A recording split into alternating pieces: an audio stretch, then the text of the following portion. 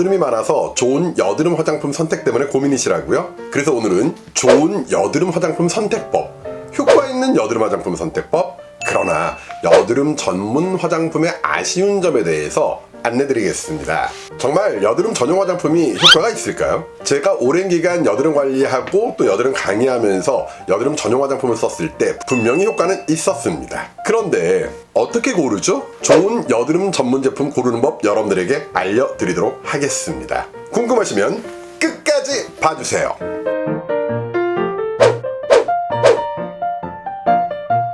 안녕하세요. 핑크 피부 박사 핑피박 인사드립니다. 네, 의류미용과 대학 교수 맞고요. 피부 화장품과 관련된 다양한 저서 활동도 맞습니다. 저도 젊었을 때 여드름이 조금 있었어요. 다행히 제가 피부와 화장품에 대해 공부를 한다고 올라오다 보니까 조금 순조롭게 여드름을 없앨 수 있었습니다. 스스로가 얘기하는 게 조금은 부끄럽지만 그래도 제가 이 피부나 화장품 업계에서 여드름에 대해서는 조금 입소문이 나 있거든요. 죄송합니다. 좀 쑥스럽습니다. 네. 그래서 여드름 있는 분들에게 오늘은 좋은 여드름 화장품에 대해 말씀을 드려보고자 합니다. 다만 문제가 있어요. 이 화장품을 관리하고 있는 식약처에서 화장품의 여드름이라는 표현은 절대 쓸 수가 없다라고 되어 있습니다. 왜냐? 여드름이라는 것이 질병이기 때문이죠. 그래서 화장품에 무턱대고 여드름이 정말 좋아진다고 해서 무조건 여드름이라는 표현을 쓰게 되면 과대광고법에 걸리게 됩니다. 그러다 보니 어쩔 수 없이 많은 화장품 회사에서는요, 여드름은 우리가 영어로 아크네, 독일식 발음이죠, 또는 에크니, 영어식 발음이죠. 그래서 ACNE라고 표기가 되다 보니까 뭐 AC 크림 아니면 뭐 L 솔루션 이런 이름들을 많이 붙일 수밖에 없는 그런 아쉬운 점도 있긴 합니다. 그래서 정말 좋은 여드름 화장품을 보유하고 있는 회사 중에 몇몇 군데는요, 다음과 같은 인체 실증 실험을 하게 됩니다. 시간과 비용이 투자될 수밖에 없겠죠. 그럼 첫 번째, 여드름성 피부에 사용 적합이라는 표현이 있습니다. 식품의약품안전처, 즉 식약처에서 공신력이 있다고 인정해준 몇몇 기관에서 사람 피부에 직접 여드름과 관련된 테스트를 해보고 정말 좋아졌을 때만 붙일 수 있는 그런 표현이 바로 여드름성 피부에 사용 적합이라는 문구입니다. 최소 여드름이 6개 이상 있는 20명 이상의 사람에게 여드름 숫자를 몇 개인가 카운트를 하고요, 약 4에서 6주 정도 도포를 한 다음에 여드름의 숫자가 정말 줄었다라는 것을 체크를 하게 되는 것이죠. 그리고 결과 보고서로 다음과 같이 나오는 그래프를 한번 보도록 할까요?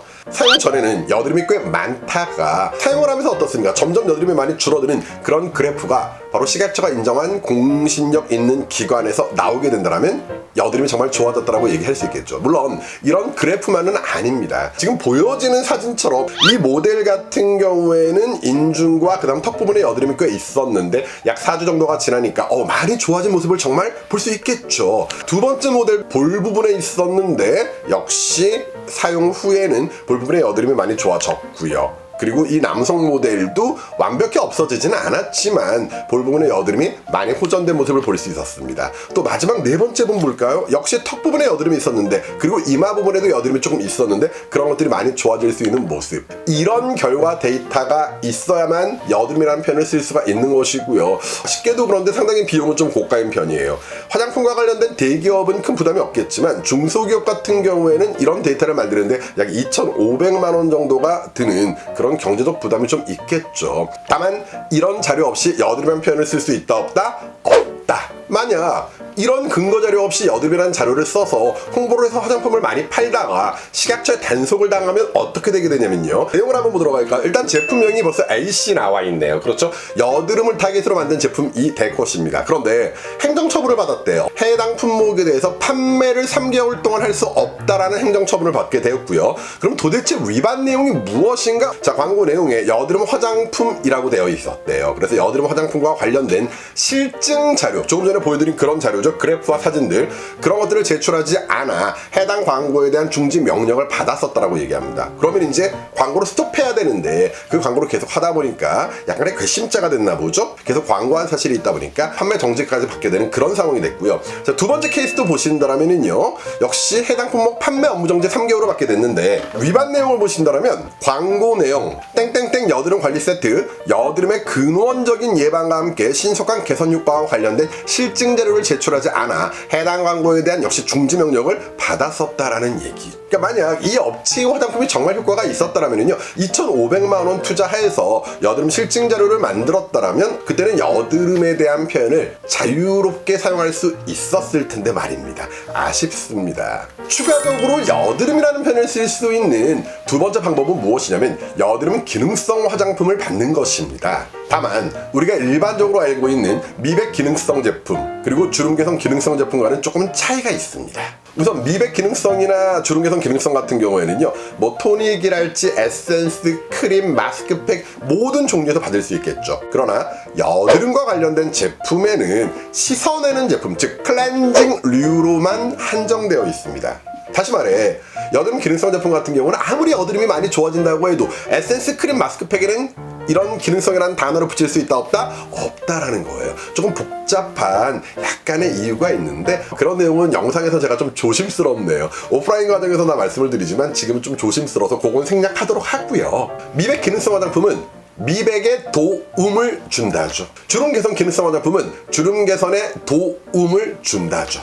그러나 여드름 기능성 화장품 같은 경우에는 내용이 좀 길어집니다. 어떤 식으로 표현을 해야 되냐면요 바로 여드름에 도움을 준다 이러면 안 된다는 거예요. 그러면 어떻게 표현이 되느냐, 여드름성 피부를 완화하는데 도움을 준다입니다. 아무래도 그냥 미백의 도움 또는 주름 개선의 도움보다는 여드름성 피부를 완화하는데 도움을 준다라는 것이 조금 더 표현이 약한 표현으로 된 것이겠죠.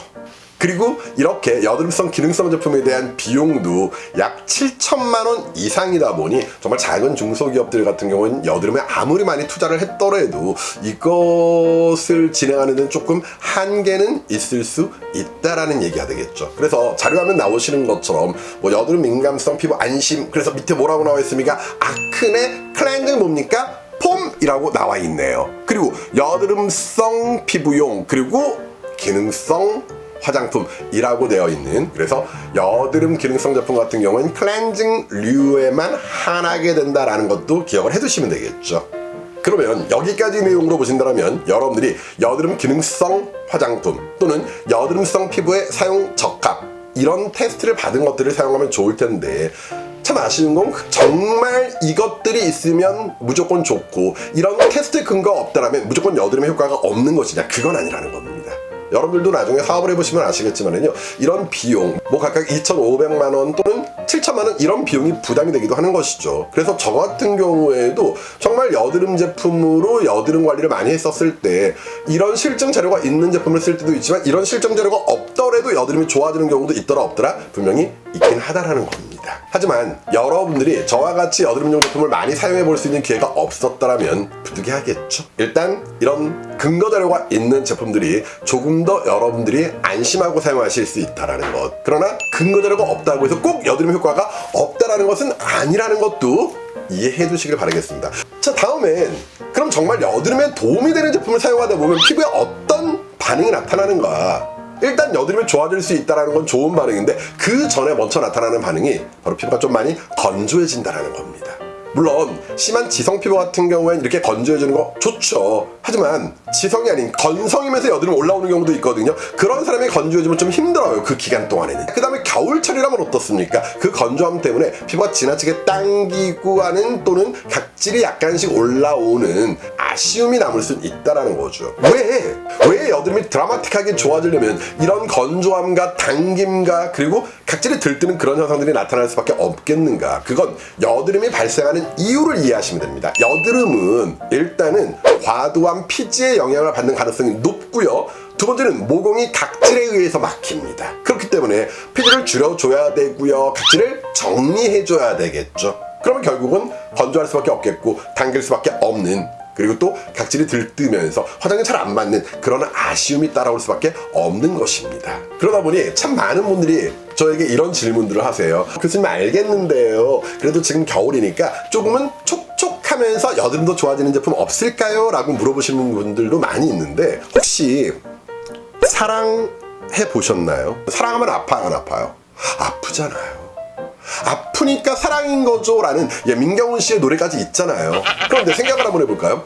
내가 사랑이라고 생각하고 만나고 있었는데 그 남자가 더 사랑하는 다른 여자가 생겼다고 떠나간 거예요. 자, 그때 마음 아파요, 안 아파요? 아프죠. 근데 만약 마음이 안 아팠다라면 그 떠나간 남자하고는 사랑이었을까요? 그건 엔조이였던 거예요. 그런 것처럼 안 아픈 사랑이라는 건 없습니다. 고통 없는 성공이라는 것도 없겠죠. 마찬가지입니다. 피부가 조금 건조해져야지만 여드름이 분명히 좋아질 수 있다는 것. 다만 촉촉해지면서 여드름도 좋아져요 라는 제품 같은 경우에는 그때는 단순한 살균이에요. 염증성 여드름에 대한 살균 개념. 차후에 제가 시간 내서 제가 여드름 관리했던 임상 사진들, 정말 드라마틱하게 여드름이 좋아졌던 사진들 여러분들에게 또 공개하도록 하고요. 제가 그런 제 노하우 영상을 올리기 위해선 여러분들이 해야 될 일이 있죠. 그게 뭡니까? 구독, 좋아요. 그리고 궁금하신 거 항상 댓글 남겨주시면은요, 제가 여러분들에게 정말 성심성의껏 답변 드리도록 하겠습니다. 도움 되셨나요? 정말 도움 되셨다면 피부 그리고 화장품과 관련된 더 많은 영상은